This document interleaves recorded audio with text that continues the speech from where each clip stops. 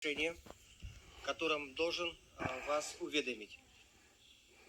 Последние 10 дней практически ведется невыносимая кампания в отношении меня, как контркомпания, так и административная кампания, которая не дает полноценно мне работать.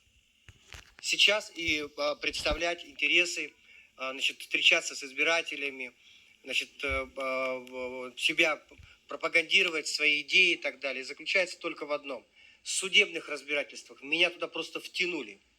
Меня сняли с выборов, но, мои юристы подали апелляцию. Сегодня выяснилось, что решение суда может быть принято только через еще 5 дней. То есть это окончание предвыборной кампании. Тем самым оппонирующая сторона пытается разбить голоса, запутать нас, запутать горожан. Сняли Федорова, не сняли. А есть он в списках или нет его в списках.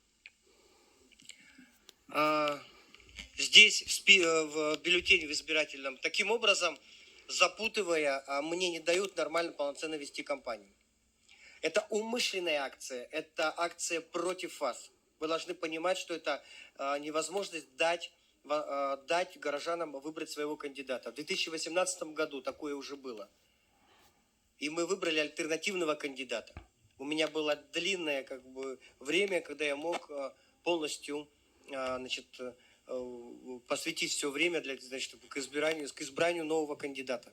Поэтому я призываю всех конструктивные силы, всех тех, кто не хочет обратно отдать чиновникам город, проголосовать едино за Виталия Обедина.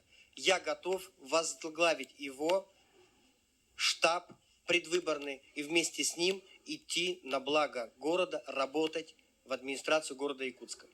Сегодня это заявление можете считать официальным. Я сегодня подал об отзыве апелляционного жалобы в суд, и я готов продолжать борьбу вместе с Виталием Обединым на предвыборной кампании в поддержку его.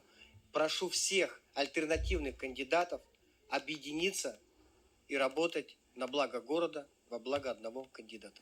Спасибо. Правильно. Это правильно. Поаплодируем. Да, Вот и завершились дебаты на площадке «Гражданский вызов».